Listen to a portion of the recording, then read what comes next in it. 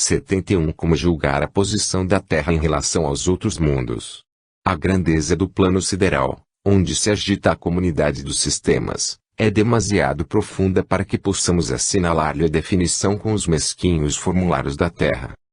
No turbilhão do infinito, o sistema planetário centralizado pelo nosso Sol é excessivamente singelo, constituindo um aspecto muito pobre da criação. Basta lembrar que Capela, um dos nossos vizinhos mais próximos, é um Sol 5.800 vezes maior que o nosso astro do dia, sem esquecermos que a Terra é 1.300.000 vezes menor que o nosso Sol. Nessas cifras grandiosas, compreendemos a extensão da nossa humildade no universo, apredando-nos sinceramente da situação dos conquistadores humanos de todos os matizes, os quais, no afã de assambarcarem patrimônios materiais, nos dão a impressão de ridículos e vaidosos polichinelos da vida. 72 Existem planetas de condições piores que as da Terra. Existem orbes que oferecem piores perspectivas de existência que o vosso I. No que se refere a perspectivas, a Terra é um plano alegre e formoso, de aprendizado. O único elemento que aí destoa da natureza é justamente o homem, avassalado pelo egoísmo.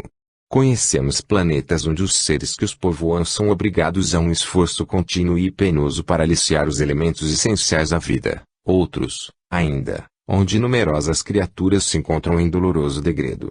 Entretanto, no vosso, sem que haja qualquer sacrifício de vossa parte, tendes gratuitamente céu azul, fontes fartas, abundância de oxigênio, árvores amigas, frutos e flores, cor e luz, em santas possibilidades de trabalho, que o homem há renegado em todos os tempos.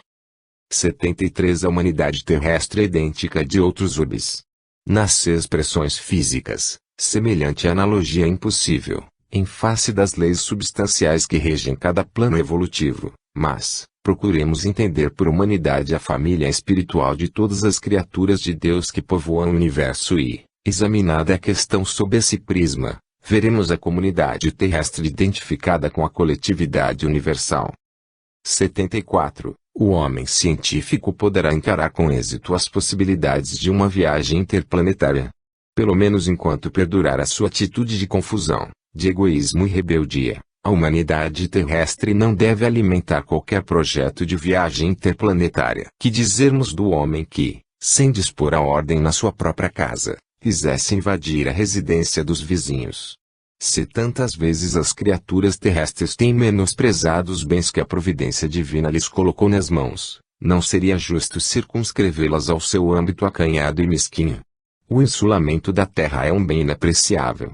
Observemos as expressões do progresso humano, movimentadas para a guerra e para a destruição, nos triunfos da força, e rendamos louvores ao Pai Celestial por não haver dilatado no urbe terreno os processos de observação das suas vaidosas criaturas. 75 Na diversidade de suas experiências, é o espírito obrigado a adaptar-se às condições fluídicas de cada urbe. Esse é um imperativo para a aquisição de seus valores evolutivos dentro das leis do aperfeiçoamento. 76 Poderão os fenômenos da meteorologia ser controlados, mais tarde, pelos homens? Os fenômenos meteorológicos, incontroláveis pelas criaturas humanas, não são pelos prepostos de Jesus, que buscam dispô-los de acordo com os ascendentes espirituais a serem observados em todos os processos evolutivos. Não olvidemos, contudo, que a Terra é uma escola. Se não é possível conceder, por enquanto, um título de conhecimento total aos discípulos rebeldes e preguiçosos, isso será possível um dia, quando a evolução moral houver atingido o nível indispensável ao aproveitamento dessa ou daquela força, em benefício de todos. 77 Os espíritos se preocupam com a botânica. Na botânica encontrais as mesmas incógnitas dos princípios apenas explicáveis pelos fatores transcendentes, o que prova a atenção do plano espiritual para com o chamado reino dos vegetais.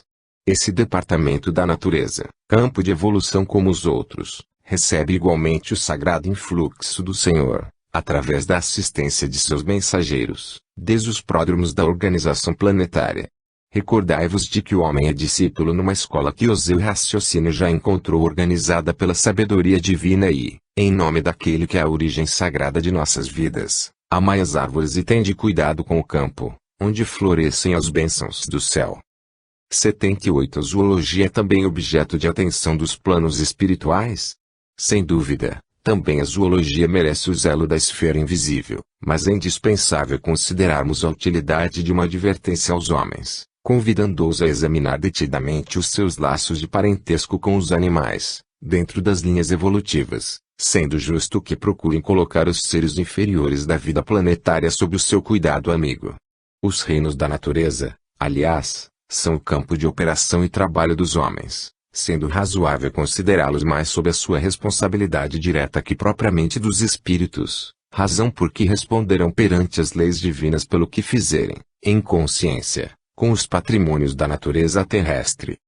79. Como interpretar nosso parentesco com os animais? Considerando que eles igualmente possuem diante do tempo um porvir de fecundas realizações, através de numerosas experiências chegarão, um dia, ao chamado reino nominal, como, por nossa vez, alcançaremos, no escoar dos milênios, a situação de angelitude. A escala do progresso é sublime e infinita. No quadro exíguo dos vossos conhecimentos, busquemos uma figura que nos convoque ao sentimento de solidariedade e de amor que deve imperar em todos os departamentos da natureza visível e invisível. O mineral é atração. O vegetal é sensação. O animal é instinto. O homem é razão. O anjo é divindade. Busquemos reconhecer a infinidade de laços que nos unem nos valores gradativos da evolução e ergamos em nosso íntimo santuário eterno da fraternidade universal. 4. Ciências combinadas. Esforços do homem, a história da civilização no plano espiritual, falsos julgamentos, responsabilidade do historiador, canonização e realidade espiritual, primeiras formas planetárias, etapas evolutivas da Terra, elementos de formação, comoções geológicas, notícias dos textos sagrados. 80. As chamadas ciências combinadas, entre as quais a história, a geologia e a geografia, surgiram no mundo tão só pelo esforço dos espíritos aqui encarnados. Indiretamente, as criaturas humanas têm recebido, em todas as épocas, a cooperação do plano espiritual para a edificação dos seus valores mais legítimos. As chamadas ciências combinadas são expressões do mesmo quadro de conhecimentos humanos, com igual convergência para a sabedoria integral, no plano infinito. A história, como a conheceis, não é uma estatística dos acontecimentos do planeta através das palavras. Todas elas são processos evolutivos para os valores intelectuais do homem, a caminho das conquistas definitivas de sua personalidade imortal. 81. Nos planos espirituais, a história das civilizações terrestres é conhecida nas mesmas características em que a conhecemos através dos narradores humanos. A descrição dos fatos é aproximadamente a mesma, todavia, os métodos de apreciação dos acontecimentos e das situações divergem de maneira quase absoluta. Muitas vezes os heróis nos livros da Terra são entidades misérrimas na esfera espiritual. Verificase, então, o contrário. Conhecemos espíritos altíssimos que vieram do mundo cobertos de virtudes gloriosas, e que não constam de nenhuma lembrança da humanidade. Os altares e as galerias patrióticas da Terra foram sempre comprometidos pela política rasteira das paixões. Poucos heróis do planeta fazem jus a esse título no mundo da verdade. É por essa razão que a história do orbe, sendo exata, no concernente à descrição e à cronologia, é ilegítima no que se refere à justiça e à sinceridade. 82. Os falsos julgamentos da história agravam a situação dos que se desprendem do mundo, na qualidade de heróis, sem que o sejam. As exéquias solenes, os necrológios brilhantes, os pomposos adjetivos que se concedem aos mortos, em troca do ouro da posição convencional que deixaram, afligem os que partiram pela morte, de maneira intraduzível. Penosa situação de angústia se estabelece para esses espíritos sofredores e perturbados, que se envergonham de si mesmos, experimentando a mais funda repugnância pelas homenagens recebidas. Cessada essa fase do julgamento insincero do mundo, frequentemente se poderá observar a incoerência dos homens.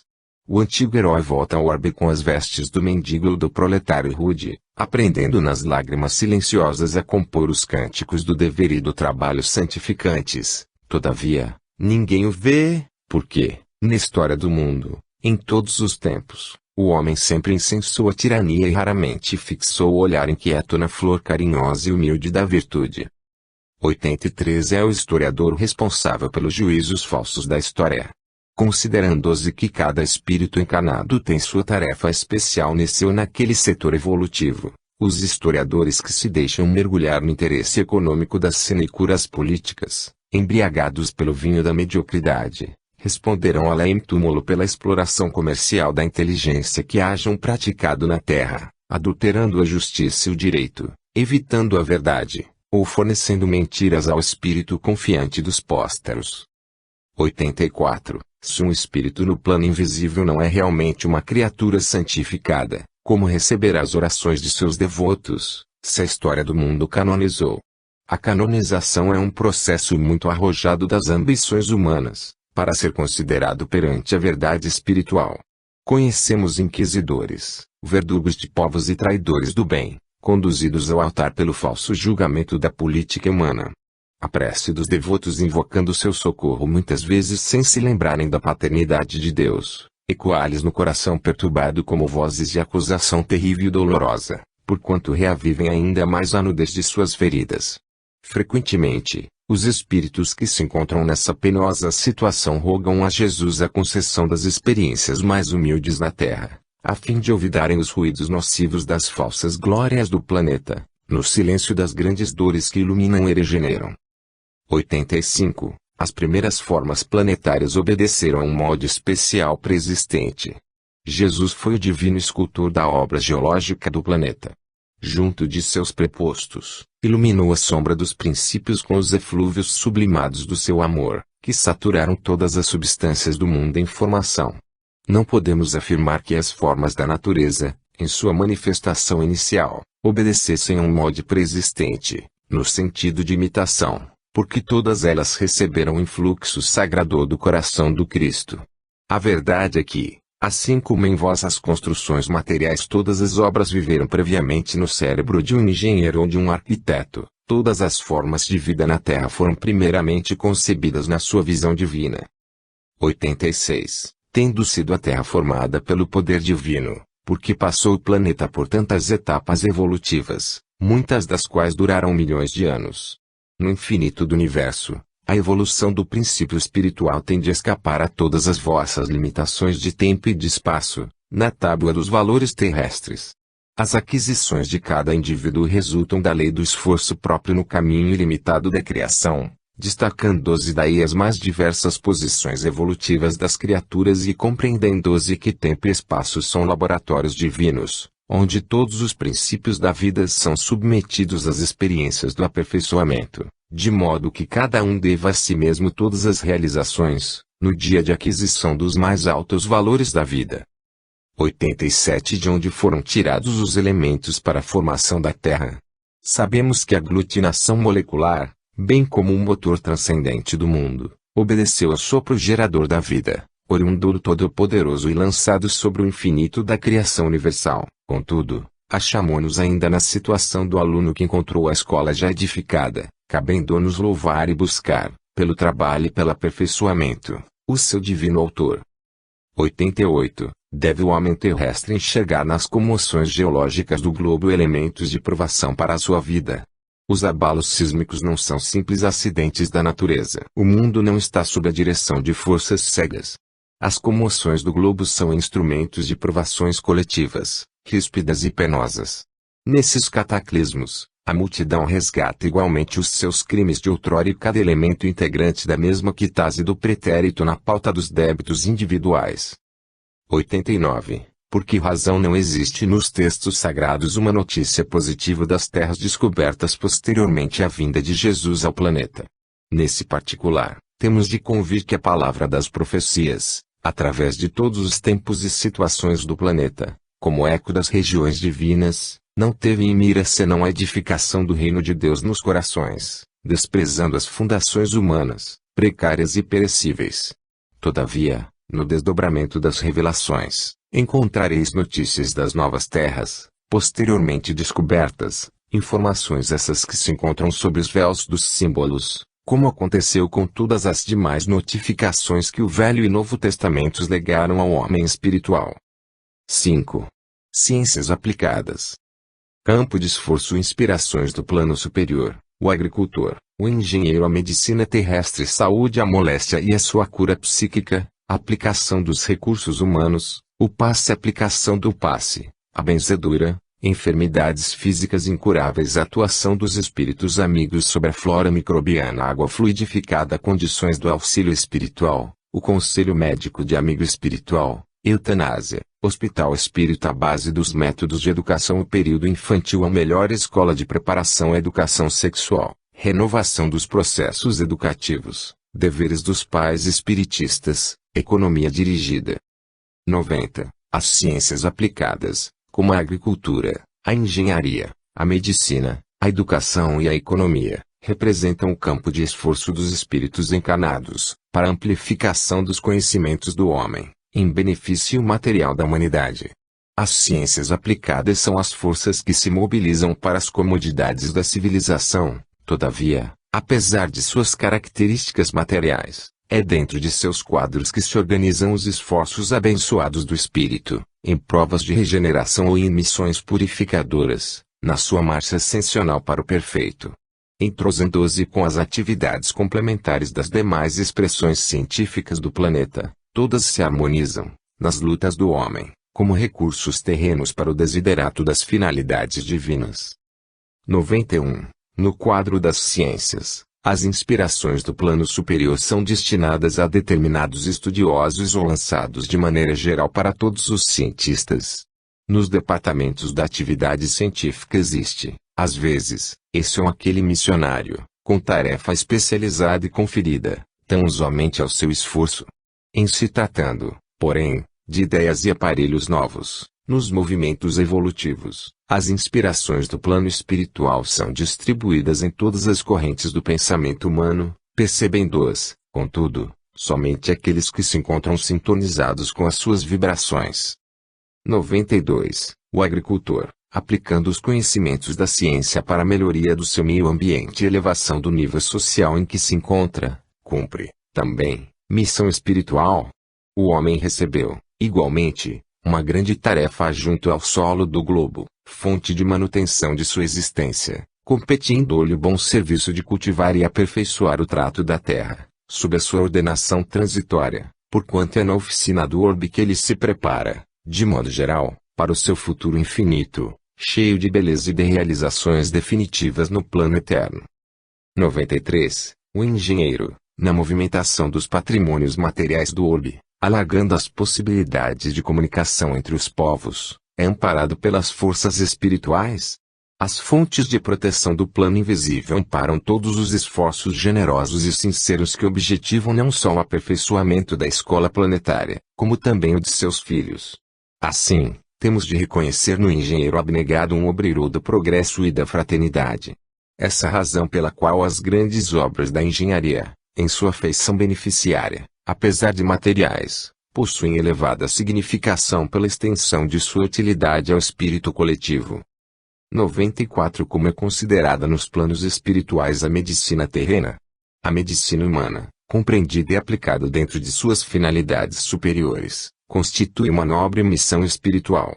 O médico honesto e sincero, amigo da verdade dedicado ao bem, é um apóstolo da providência divina, da qual recebe a precisa assistência e inspiração, sejam quais forem os princípios religiosos por ele esposados na vida.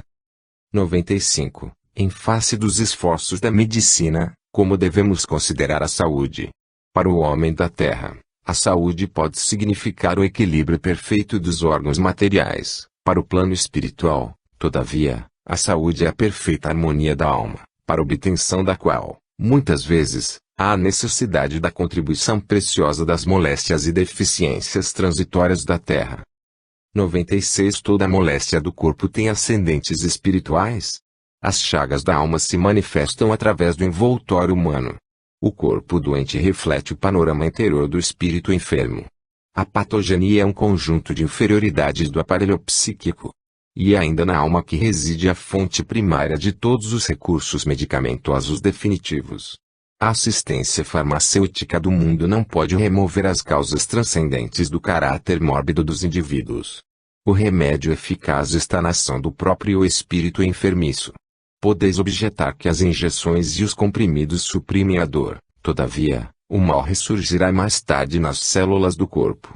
Indagareis, aflitos, quanto às moléstias incuráveis pela ciência da terra, e eu vos direi que a reencarnação, em si mesma, nas circunstâncias do mundo envelhecido nos abusos, já representa uma estação de tratamento e de cura, e que há enfermidades da alma, tão persistentes, que podem reclamar várias estações sucessivas, com a mesma intensidade nos processos regeneradores. 97. Se as enfermidades são de origem espiritual, é justo a aplicação dos medicamentos humanos, a cirurgia, etc., etc. O homem deve mobilizar todos os recursos ao seu alcance, em favor do seu equilíbrio orgânico. Por muito tempo ainda, a humanidade não poderá prescindir da contribuição do clínico, do cirurgião e do farmacêutico, missionários do bem coletivo. O homem tratará da saúde do corpo, até que aprenda a preservá-lo e defendê-lo, conservando a preciosa saúde de sua alma. Acima de tudo, temos de reconhecer que os serviços de defesa das energias orgânicas, nos processos humanos, como atualmente se verificam, asseguram a estabilidade de uma grande oficina de esforços santificadores no mundo. Quando, porém, o homem espiritual dominar o homem físico, os elementos medicamentosos da terra estarão transformados na excelência dos recursos psíquicos, e essa grande oficina achar-se-á elevada a santuário de forças e possibilidades espirituais junto das almas. 98. Nos processos de cura, como deveremos compreender o passe? Assim como a transfusão de sangue representa uma renovação das forças físicas, o passe é uma transfusão de energias psíquicas, com a diferença de que os recursos orgânicos são retirados de um reservatório limitado, e os elementos psíquicos usam do reservatório ilimitado das forças espirituais. 99. Como deve ser recebido e dado o passe? O passe poderá obedecer à fórmula que forneça a maior porcentagem de confiança, não só a quem o dá, como a quem o recebe. Devemos esclarecer, todavia, que o passe é a transmissão de uma força psíquica e espiritual, dispensando qualquer contacto físico na sua aplicação. 100. A chamada benzedura, conhecida nos meios populares, será uma modalidade do passe. As chamadas benzeduras, tão comuns no ambiente popular, sempre que empregadas na caridade, são expressões humildes do passe regenerador, vulgarizado nas instituições espirituais de socorro e de assistência. Jesus nos deu a primeira lição nesse sentido, impondo as mãos divinas sobre os enfermos e sofredores, no que foi seguido pelos apóstolos do cristianismo primitivo. Toda boa dádiva e dom perfeito vem do alto, dizia o apóstolo, na profundeza de suas explanações. A prática do bem pode assumir as fórmulas mais diversas. Sua essência, porém, é sempre a mesma diante do Senhor. 101. Por que não será permitida às entidades espirituais a revelação dos processos de cura da lepra, do câncer, etc. Antes de qualquer consideração, devemos examinar a lei das provações e a necessidade de sua execução plena. Na própria natureza da Terra e na organização de fluidos inerentes ao planeta, residem todos esses recursos, até hoje inaprendidos pela ciência dos homens. Jesus curava os leprosos com a simples imposição de suas mãos divinas. O plano espiritual não pode quebrar o ritmo das leis do esforço próprio, como a direção de uma escola não pode decifrar os problemas relativos à evolução de seus discípulos. Além de tudo, a doença incurável traz consigo profundos benefícios. Que seria das criaturas terrestres sem as moléstias dolorosas que lhes apodrecem a vaidade? Até onde poderiam ir o orgulho e o personalismo do espírito humano, sem a constante ameaça de uma carne frágil e atormentada? Observamos as dádivas de Deus no terreno das grandes descobertas, mobilizadas para a guerra de extermínio, e contemplemos com simpatia os hospitais isolados e escuros, onde, tantas vezes, a alma humana se recolhe para as necessárias meditações. 102. Podem os espíritos amigos atuar sobre a flora microbiana, nas moléstias incuráveis, atenuando os sofrimentos da criatura.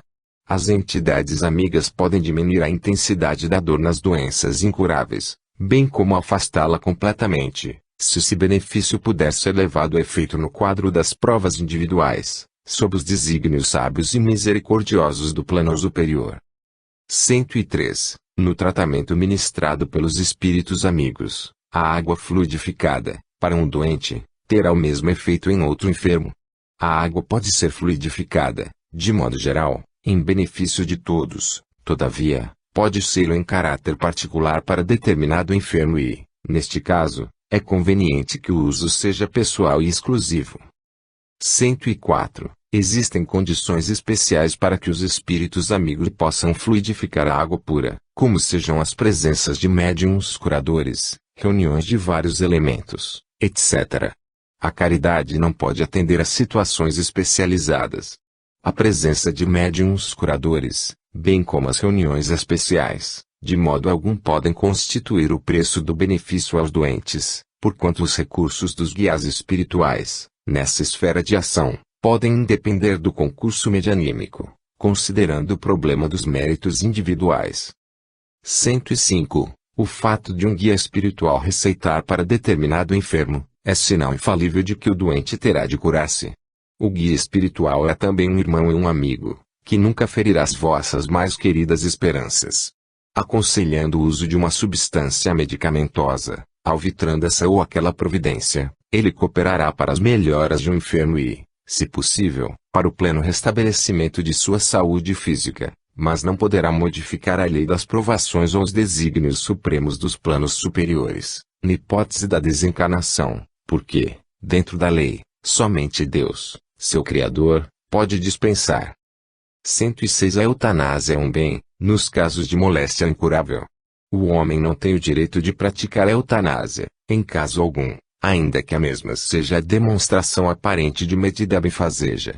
A agonia prolongada pode ter finalidade preciosa para a alma e a moléstia incurável pode ser um bem como a única válvula de escoamento das imperfeições do espírito da vida imortal. Além do mais, os desígnios divinos são insondáveis e a ciência precária dos homens não pode decidir nos problemas transcendentes das necessidades do espírito. 107. Um hospital espírita tem utilidade para a família espírita. A fundação de um hospital, em cujos processos de tratamento estejam vivos os princípios do espiritismo evangélico, constitui realização generosa, na melhor exaltação dos ensinos consoladores dos mensageiros celestiais. As edificações dessa natureza, todavia, exigem o máximo de renúncia por parte dos que as patrocinem, porquanto, dentro delas o médico do mundo é compelido a esquecer os títulos acadêmicos, para ser um dos mais legítimos missionários daquele médico das almas que curou os cegos e os leprosos, os tristes e os endemoniados, exemplificando o amor e humildade na entrosagem de todos os serviços pelo bem dos semelhantes. Um hospital espírita deve ser um lar de Jesus. Seu aparelhamento é uma maquinaria divina, exigindo idêntica superioridade nos operários chamados a movimentar-lhe as peças, de modo a que se não deturpe a grandeza profunda dos fins. 108. Onde a base mais elevada para os métodos de educação. As noções religiosas, com exemplificação dos mais altos deveres da vida, constituem a base de toda a educação no sagrado Instituto da Família. 109. O período infantil é o mais importante para a tarefa educativa. O período infantil é o mais sério e o mais propício à assimilação dos princípios educativos. Até os 7 anos, o espírito ainda se encontra em fase de adaptação para a nova existência que lhe compete no mundo. Nessa idade, ainda não existe uma integração perfeita entre ele e a matéria orgânica. Suas recordações do plano espiritual são, por isso, mais vivas, tornando-se mais suscetível de renovar o caráter e a estabelecer novo caminho, na consolidação dos princípios de responsabilidade, se encontrar nos pais legítimos representantes do colégio familiar. Eis porque o lar é tão importante para a edificação do homem, e porque tão profunda é a missão da mulher perante as leis divinas.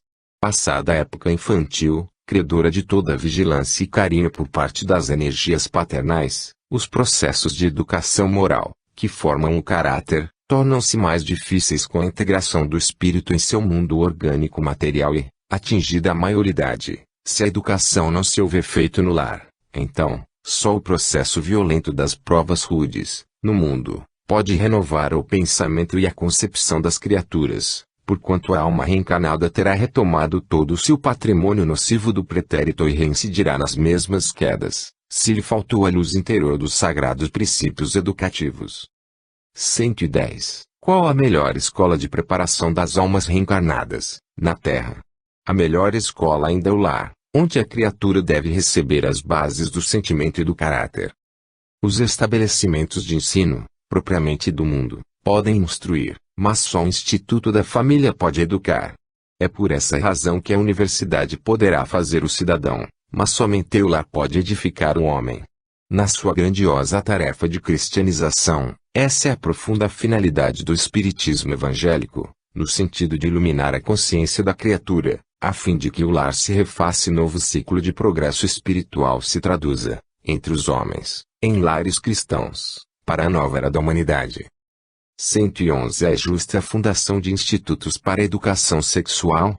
Quando os professores do mundo estiverem plenamente despreocupados das tabelas administrativas, dos auxílios oficiais, da classificação de salários, das situações de evidência no magistério, das promoções, etc., para sentirem nos discípulos os filhos reais do seu coração, serão acertados cogitar-se da fundação de educandários dessa natureza, porquanto haverá muito amor dentro das almas, assegurando o êxito das iniciativas.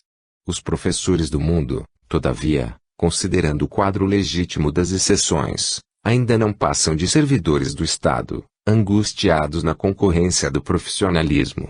Na sagrada missão de ensinar, eles instruem o intelecto, mas, de um modo geral, ainda não sabem iluminar o coração dos discípulos, por necessitados da própria iluminação. Examinada a questão desse modo, e atendendo às circunstâncias das posições evolutivas, consideramos que os pais são os mestres da educação sexual de seus filhos, indicados naturalmente para essa tarefa, até que o orbe possua, por toda parte, as verdadeiras escolas de Jesus, onde a mulher, em qualquer estado civil, se integre na divina missão da maternidade espiritual de seus pequenos tutelados e onde o homem, convocado ao labor educativo, se transforme num centro de paternal amor e amoroso respeito para com seus discípulos. 112. Como renovar os processos de educação para a melhoria do mundo? As escolas instrutivas do planeta poderão renovar sempre os seus métodos pedagógicos, com esses ou aqueles processos novos, de conformidade com a psicologia infantil, mas a escola educativa do lar só possui uma fonte de renovação que é o Evangelho, e um só modelo de mestre, que é a personalidade excelsa do Cristo. 113. Os pais espiritistas devem ministrar a educação doutrinária a seus filhos ou podem deixar de fazê-lo invocando as razões de que, em matéria de religião, apreciam mais a plena liberdade dos filhos. O período infantil, em sua primeira fase, é o mais importante para todas as bases educativas, e os pais espiritistas cristãos não podem esquecer seus deveres de orientação aos filhos, nas grandes revelações da vida. Em nenhuma hipótese, essa primeira etapa das lutas terrestres deve ser encarada com indiferença. O pretexto de que a criança deve desenvolver-se com a máxima noção de liberdade pode dar ensejo a graves perigos. Já se disse, no mundo, que o menino livre é a semente do celerado. A própria reencarnação não constitui, em si mesma, restrição considerável à independência absoluta da alma necessitada de expiação e corretivo. Além disso, os pais espiritistas devem compreender que qualquer indiferença nesse particular pode conduzir a criança aos prejuízos religiosos de outrem, ao apego do convencionalismo e à ausência de amor à verdade. Deve nutrir-se o coração infantil com a crença, com a bondade, com a esperança e com a fé em Deus.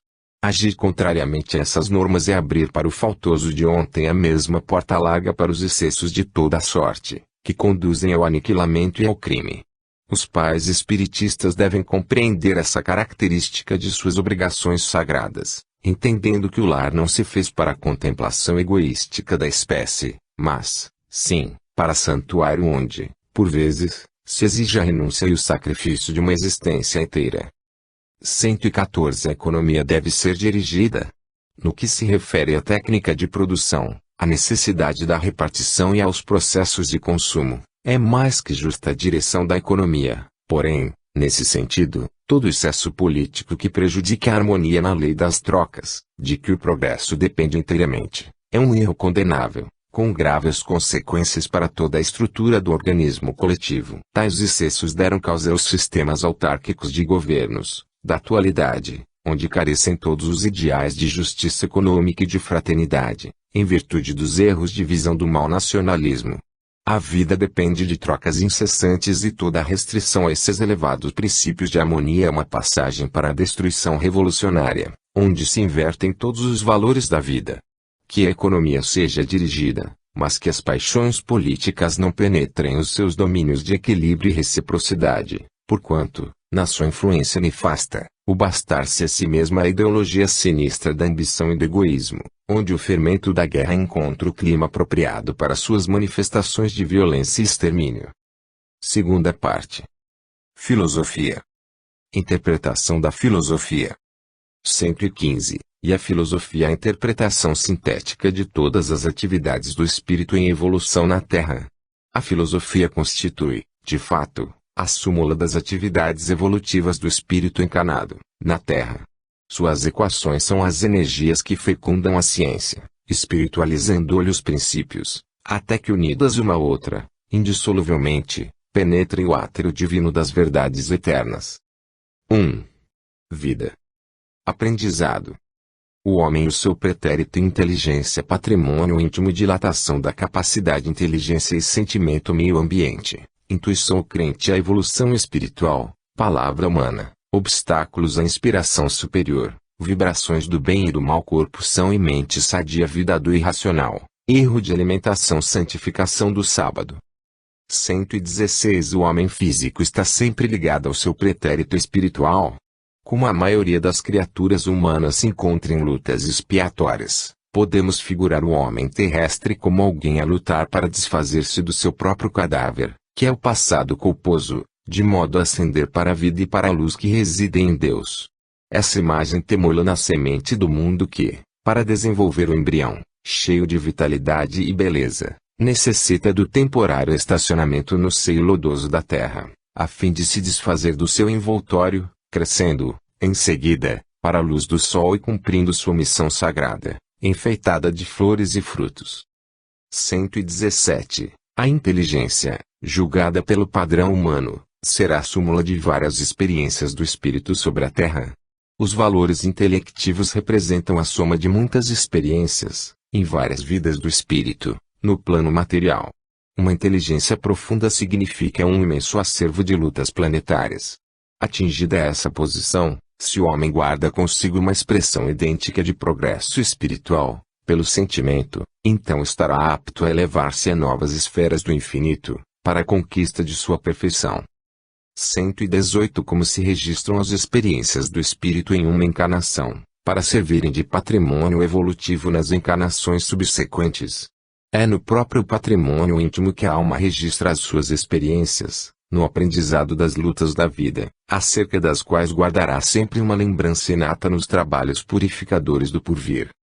119 Como devemos proceder para dilatar nossa capacidade espiritual?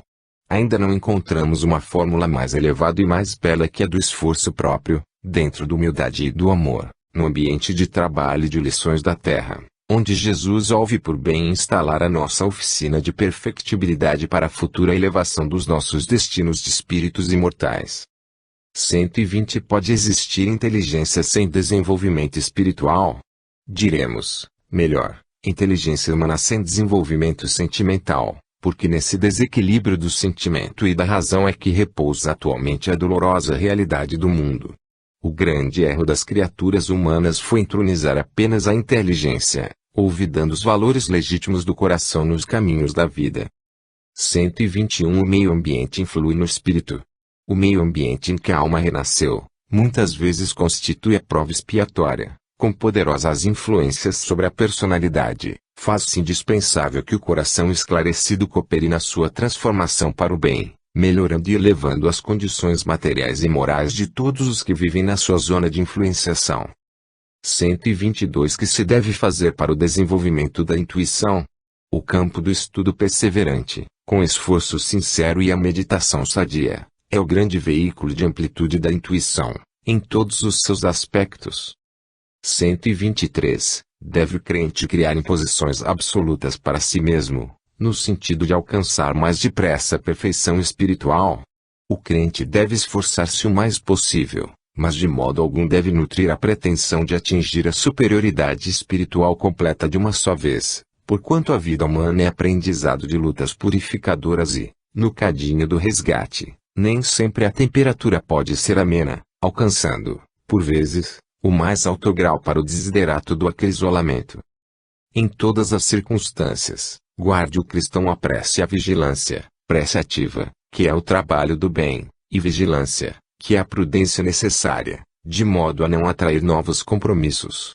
E, nesse esforço, a alma estará preparada a estruturar o futuro de si mesma, no caminho eterno do espaço e do tempo, sem o desalento dos tristes e sem a inquietação dos mais afoitos. 124. Qual a importância da palavra humana para as conquistas evolutivas do espírito? A palavra é um dom divino, quando acompanhada dos atos que a testemunhem, e é através de seus caracteres falados ou escritos que o homem recebe o patrimônio de experiências sagradas de quantos o antecederam no mecanismo evolutivo das civilizações. É por intermédio de seus poderes que se transmite, de geração a geração, o fogo divino do progresso na escola abençoada da Terra. 125. Reconhecendo que os nossos amigos do plano espiritual estão sempre ao nosso lado, em todos os trabalhos e dificuldades, a fim de nos inspirar, quais os maiores obstáculos que a sua bondade encontra em nós, para que recebamos o seu socorro indireto, afetuoso e eficiente. Os maiores obstáculos psíquicos, antepostos pelo homem terrestre aos seus amigos e mentores da espiritualidade, são oriundos da ausência de humildade sincera nos corações, para o exame da própria situação de egoísmo, rebeldia e necessidade de sofrimento. 126. As vibrações relativas ao bem e ao mal, emitidas pela alma encarnada no seu aprendizado terrestre, persistem no espaço para exame e ponderação do futuro. A vez de convir convosco que existem fenômenos físicos, transcendentes em demasia, para que possamos examiná-los, devidamente, na pauta exígua dos vossos conhecimentos atuais. Todavia, em se tratando de vibrações emitidas pelo espírito encarnado, somos compelidos a reconhecer que essas vibrações ficam perenemente gravadas na memória de cada um, e a memória é uma chapa fotográfica, onde as imagens jamais se confundem.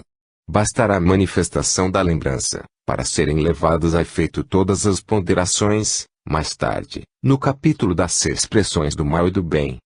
127. O preceito do corpo são, mentalidade sadia, poderá ser observado tão somente pelo hábito dos esportes e labores atléticos. No que se refere ao corpo são, o atletismo tem papel importante e seria de ação das mais edificantes nos problemas da saúde física, se o homem na sua vaidade e egoísmo não houvesse viciado, também, a fonte da ginástica e do esporte, transformando-o em tablado de entronização da violência, do abastardamento moral da mocidade, iludida com a força bruta e enganada pelos imperativos da chamada eugenia ou pelas competições estranhas dos grupos sectários, desviando de suas nobres finalidades um dos grandes movimentos coletivos em favor da confraternização e da saúde. Bastará essa observação para compreendermos que a mentalidade sadia somente constituirá uma realidade quando houver um perfeito equilíbrio entre os movimentos do mundo e as conquistas interiores da alma. 128. A vida do irracional está revestida igualmente das características missionárias. A vida do animal não é propriamente missão, apresentando, porém, uma finalidade superior que constitui a do seu aperfeiçoamento próprio, através das experiências benfeitoras do trabalho e da aquisição, em longos e pacientes esforços, dos princípios sagrados da inteligência.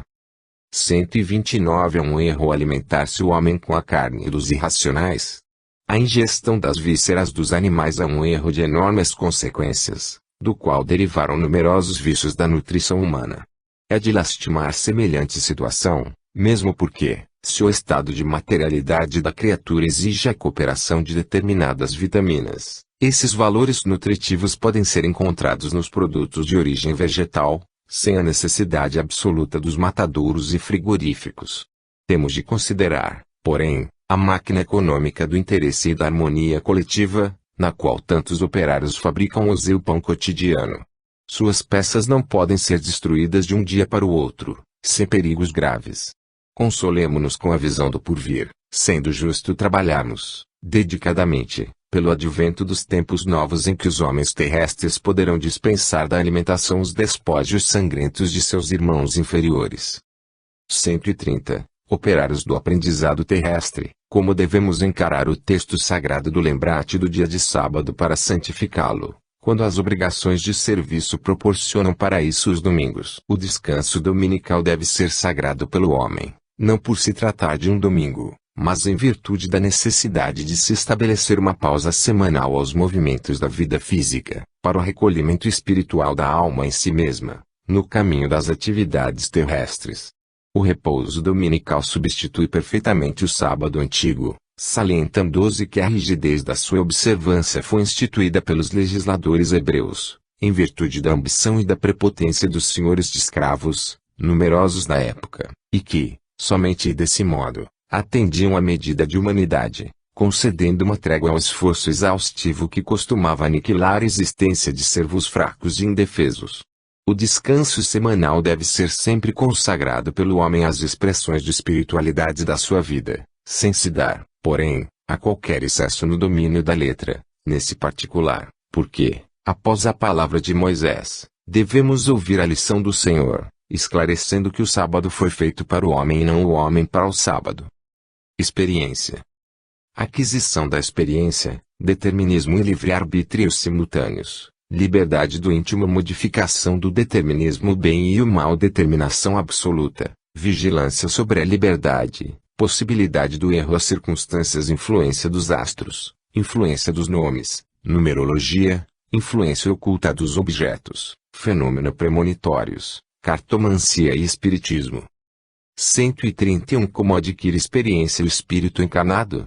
A luta e o trabalho são tão imprescindíveis ao aperfeiçoamento do espírito, como o pão material é indispensável à manutenção do corpo físico.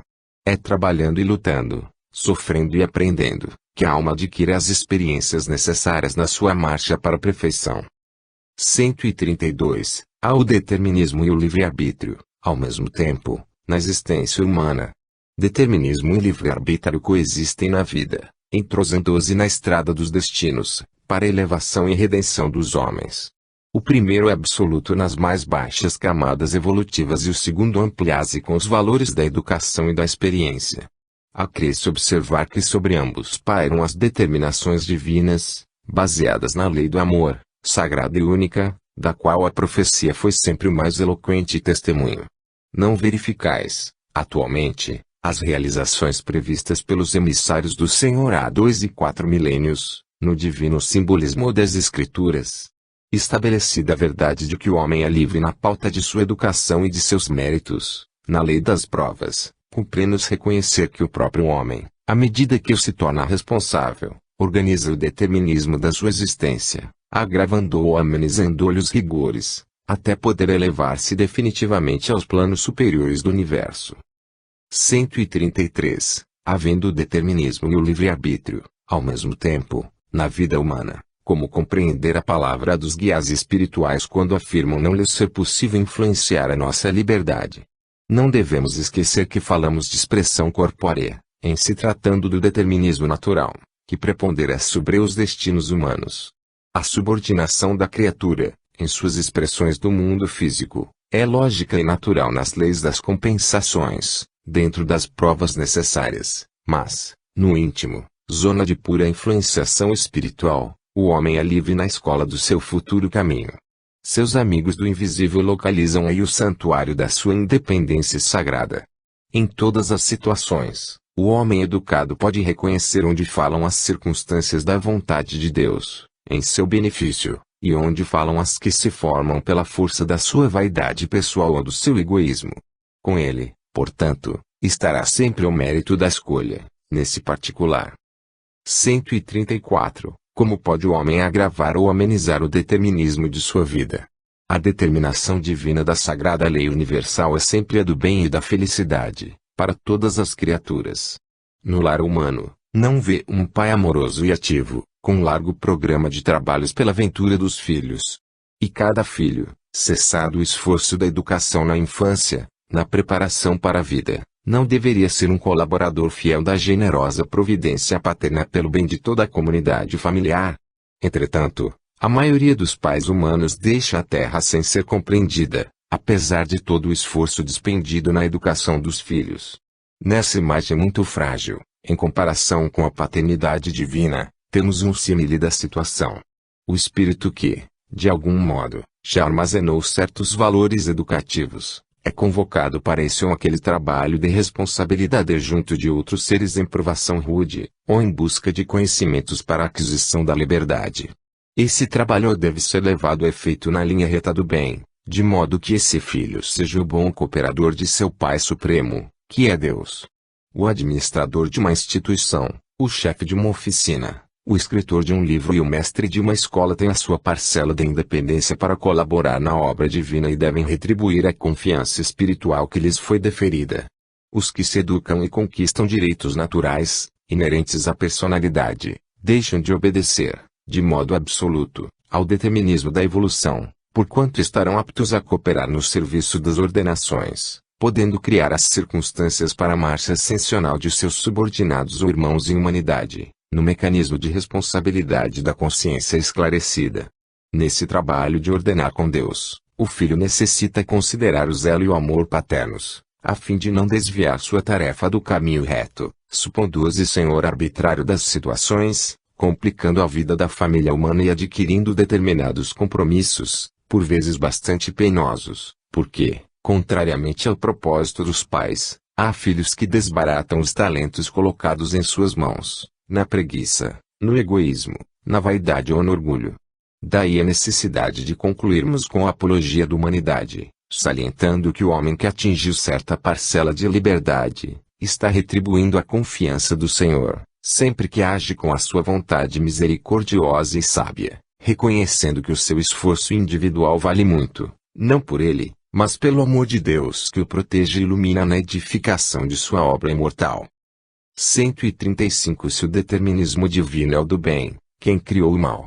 O determinismo divino se constitui de uma só lei, que é a do amor para a comunidade universal. Todavia, confiando em si mesmo, mais do que em Deus, o homem transforma sua fragilidade em foco de ações contrárias a essa mesma lei, efetuando, desse modo, uma intervenção indébita na harmonia divina. Eis o mal. Urge recompor os elos sagrados dessa harmonia sublime. Eis o resgate. Vede, pois, que o mal, essencialmente considerado, não pode existir por Deus, em virtude de representar um desvio do homem, sendo zero na sabedoria e na providência divinas. O Criador é sempre o Pai generoso e sábio, justo e amigo, considerando os filhos transviados como incursos em vastas experiências.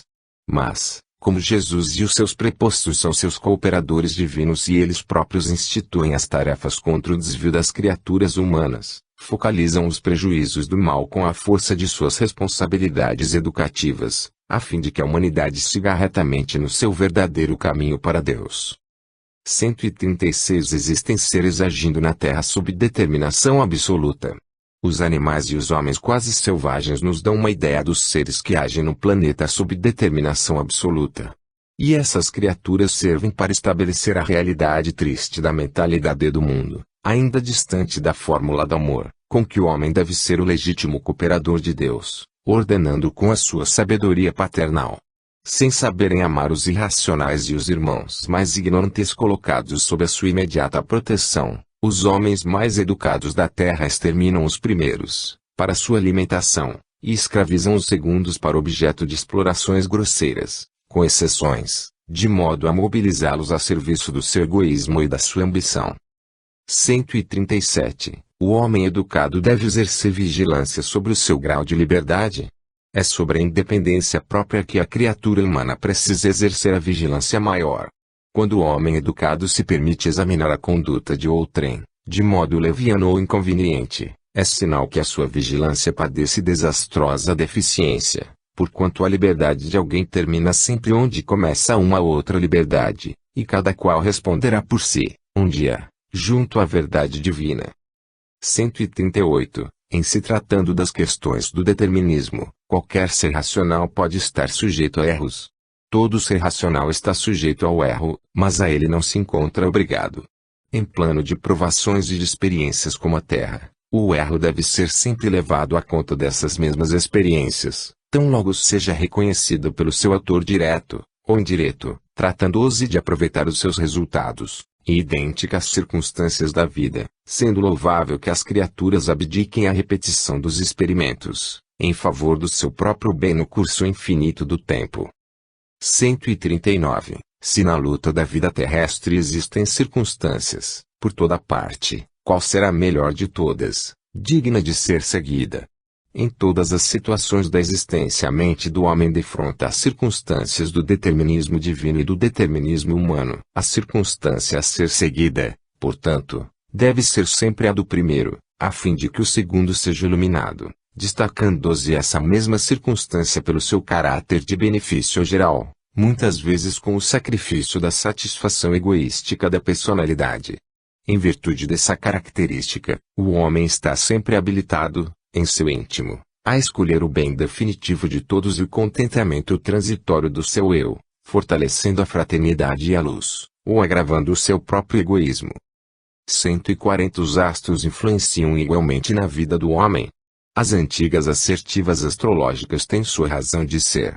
O campo magnético e as conjunções dos planetas influenciam no complexo celular do homem físico, em sua formação orgânica e em seu nascimento na Terra. Porém, a existência planetária é sinônima de luta.